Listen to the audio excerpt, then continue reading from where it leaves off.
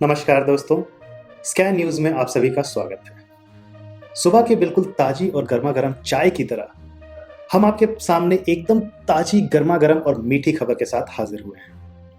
जी हाँ, हम बात कर रहे हैं नेशनल एजुकेशन पॉलिसी 2020 की। नेशनल एजुकेशन पॉलिसी जो कि पहली बार 1986 में एस्टैब्लिश की गई थी और उसके बाद उसको 1992 में रिवाइज़ किया गया था और 1992 से लेकर के अभी तक उसे एक भी बार मॉडिफाई या रिवाइज नहीं किया गया था। तो ये बहुत ही रिक्वायर्ड, बहुत ही ज़रूरी रिफॉर्म जो हमें चाहिए था इंडिया के एजुकेशन सेक्टर में, वो आज हम सबके सामने हाजिर है।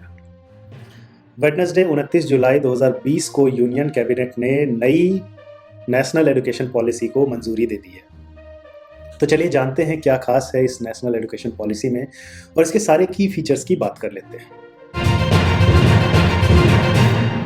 वैसे तो इस पॉलिसी में बहुत सारे चेंजेस किए गए हैं इंडिया के एजुकेशन सिस्टम में, जो कि अच्छी बात है और अच्छे फ्यूचर के लिए किए गए हैं। लेकिन उनमें से कुछ खास चेंजेस हैं जो स्टिक आउट कर रहे हैं, जो कि बहुत ज़्यादा रिक्वायर्ड थे और वो बिल्कुल डेफिनेटली इंक्लूड किए गए हैं और सभी के खुशी के लिए इंक्लूड किए गए हैं। इनमें से सबसे पहले नंबर पर आता है रोट लर्निंग, यानी रट्टाफिकेशन को ख़त्म करने के लिए स्टेप्स उठाए गए हैं।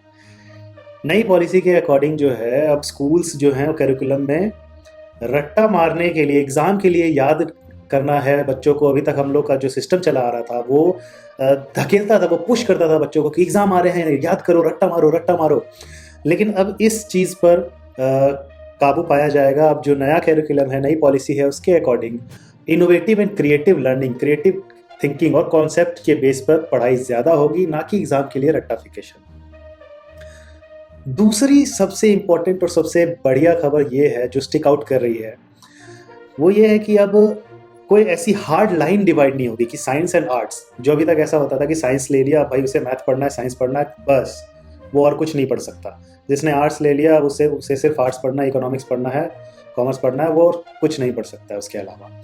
इस तरह की कोई हार्ड लाइन जो है अब एजुकेशन सिस्टम में नहीं रहेगी। यानी कि अगर कोई बच्चा फिजिक्स पढ़ना चाहता है और फिजिक्स के साथ साथ अगर वो कुकिंग सीखना चाहता है, कोई दिक्कत नहीं है, कैरिकुलम अलाउ करेगी, आप चूज कर सकेंगे। तो ये बहुत ही इनोवेटिव और बढ़िया चेंज है एजुकेशन सिस्टम।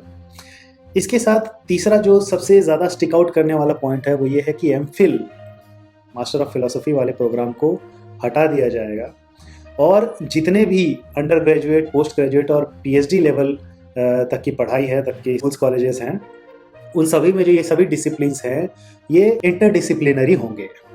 अगली जो चौथी सबसे ज़्यादा स्टिक आउट करने वाला पॉइंट है, जो इन सभी पॉइंट्स में स्टैंड आउट कर रहा है, वो ये है कि अब मेडिकल और लीगल स्ट्रीम को छोड़ करके बाकी सभी, मतलब मेडिकल और लीगल कॉलेजेस को छोड़ करके बाकी सारे के सारे यूनिवर्सिटीज़ एंड कॉलेजेस जो हैं वो एक ही रेगुलेटरी बॉडी के अंदर में आएंगे। यानी कि एक ही रेगुलेटरी बॉडी सारा एंट्रेंस एग्ज़ाम वगैरह कंडक्ट कराएगी, कंसिडर करेगी फ्रॉम स्टार्ट टू एंड।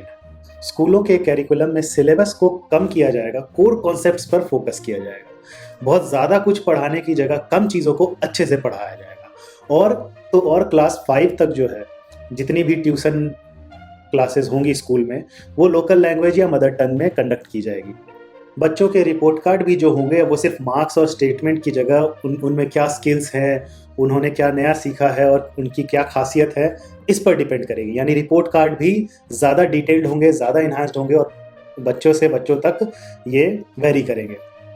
और इसकी वजह से जो है, इस नई पॉलिसी की वजह से इंस्टीट्यूशंस, स्कूल्स वगैरह जो फीस चार्ज करते हैं उस पर भी लगाम लगाई जा सकेगी। हायर स्टडीज़ के लिए, हायर एजुकेशन इंस्टीट्यूशंस और यूनिवर्सिटीज़ में एंट्री के लिए, एडमिशन के लिए एक कॉमन एग्ज़ाम होगा और पढ़ाई जो होगी वो होलिस्टिक और मल्टी डिसिप्लिनरी होगी और सब्जेक्ट्स में फ्लेक्सिबिलिटी होगी। आप चूज़ कर सकेंगे ज़्यादा फ्लेक्सिबली, यानी कि स्टूडेंट्स के पास चूज़ करने का ऑप्शंस ज़्यादा वाइड रेंज के में अवेलेबल होगा।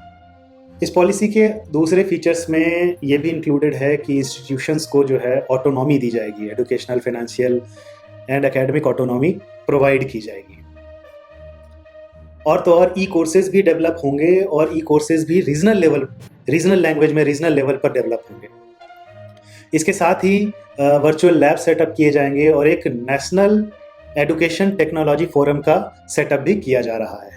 इसके साथ साथ एक नेशनल लेवल का असेसमेंट सेंटर जिसका नाम परख है, PARAKH, हिंदी में परख का मतलब होता है किसी चीज़ को जांचना, परखना, उसके बाद उसको डीपली एक्सेस करना कि तो एक नेशनल लेवल का जो असेसमेंट सेंटर है परख नाम से, उसे भी डेवलप किया जा रहा है।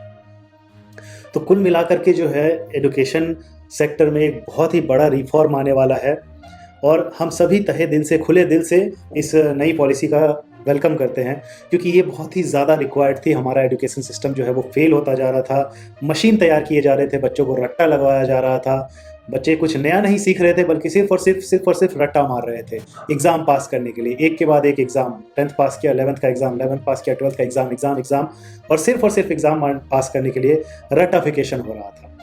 अब उम्मीद है कि नया सिस्टम आने के बाद, ये नई पॉलिसी आने के बाद जो है हमारे आने वाले जनरेशन को एक ज़्यादा बढ़िया होलिस्टिक अप्रोच मिलेगा और इससे बच्चों का मेंटल प्रेशर भी कम होगा और वो खुल करके अपनी चॉइस की चीज़ें पढ़ पाएंगे, सीख पाएंगे, जो वो करना चाहते हैं वो कर पाएंगे और उसमें अपना करियर बना पाएंगे। तो एक बहुत ही अच्छा डिसीजन है, बहुत ही अच्छी पॉलिसी आई है सरकार की तरफ से और हम सभी को इसका वेलकम करना चाहिए। तो चलिए दोस्तों, हमारे ये आज का सेगमेंट जो है, ये स्पेशल न्यूज़ बुलेटिन यहीं पर समाप्त होता है। उम्मीद है कि ये नई जानकारी आप तक हमने तुरंत से तुरंत पहुंचा दी है और आपको बिल्कुल 100% पसंद आई होगी। ज़्यादा से ज़्यादा इस जानकारी को अपने दोस्तों में शेयर करिए ताकि उन तक भी ये नई पॉलिसी के बारे में जो है इन्फॉर्मेशन पहुंच सके और अपने घर में, अपने दोस्तों में, सभी को बताइए इस नई पॉलिसी के बारे में। तो दोस्तों, हम फिर आपसे कल मिलेंगे। तब तक के लिए tata, bye bye, take care.